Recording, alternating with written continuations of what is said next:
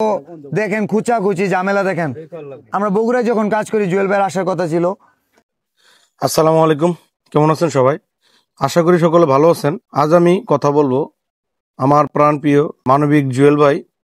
এই জুয়েল ভাইকে নিয়ে আমাদের শেরপুরের একজন কন্টেন্ট ক্রিয়েটর তসফ বিল্লাল ভাই আমার প্রাণপ্রিয় জুয়েল ভাইকে নিয়ে কি ধরনের কথাগুলো বলছে। অনুরোধ করতেছি যদি সম্ভব হয় জুয়েল ভাই, এটা অনুরোধ, এটা কোনো চ্যালেঞ্জ না। আমি একটু আপনাদের শোনাবো এবং তার যে একটা খোঁচাখুচি একটা অভ্যাস। তো দেখেন খুচাখুচি ঝামেলা দেখেন। আমরা বগুড়ায় যখন কাজ করি জুয়েল ভাইয়ের আসার কথা ছিল। এই অভ্যাসটা আমি মনে করি যারা তাদের কাছ থেকে শিখবে। কি শিখবে ভাই? এই খোঁচাখুচি কি শিখবে? আমি মনে করি এই খোঁচাখুচি অভ্যাস থরসব বিল্লাল ভাই আপনি বাদ দেন।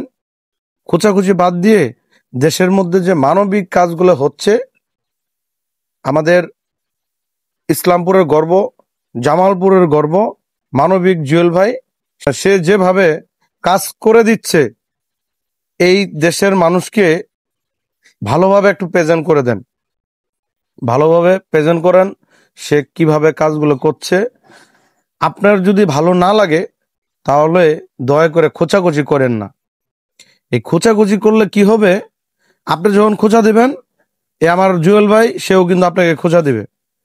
আর বিশেষ করে এই খোঁচাখুচি থেকে বিরত থাকেন, খোঁচাখুচি বন্ধ করেন এবং আপনার কাছে যখন একটা মানুষ সাহায্য সহযোগিতা নিতে যাবে আপনার মতো করে আপনি তাকে যদি সহযোগিতা করতে পারেন আপনি করবেন, এবং কি অন্যকে নিয়ে খোঁচাখুচি করবেন না।